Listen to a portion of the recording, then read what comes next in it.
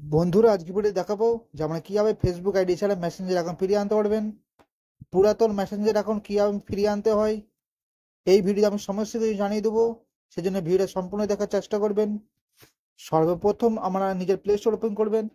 এখানে আমি মেসেঞ্জার অ্যাকাউন্টটা ইনস্টল করে নিয়েছি। এরপর আমরা ওপেন করবেন। এরপর আমাদের সামনে এরকম পেজগুলো আসবে। পুরাতন মেসেঞ্জার অ্যাকাউন্ট ফিরিয়ে আনার জন্য নিচে একটা অপশন দেবেন, ফরগট পাসওয়ার্ড, এই অপশনটা আমরা ক্লিক করবেন।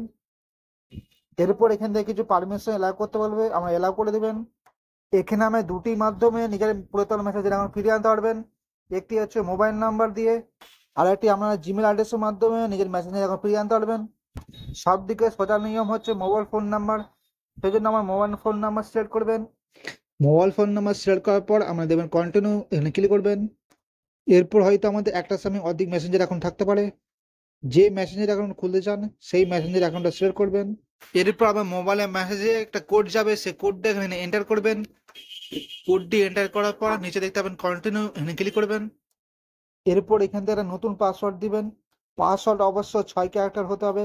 এখানে আমি একটা নিউ পাসওয়ার্ড সিলেক্ট করে নিলাম। পাসওয়ার্ডটি সিলেক্ট করার পর নিচে দেখতে পাবেন কন্টিনিউ, এখানে ক্লিক করবেন। এরপর এখান থেকে মেসেঞ্জার এখনো প্রোফাইলটা দেখতে পাবেন।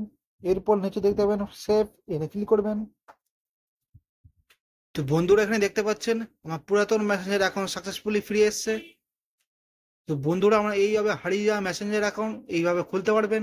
আশা করছি আজকে ইনফরমেশনটা আমার কাজে আসবে। ভিডিও যদি একটু উপকার হয় তাহলে লাইক করবেন। চ্যানেল নতুন তাহলে বেল আইকন দামিয়ে চ্যানেলটা সাবস্ক্রাইব করে নেবেন।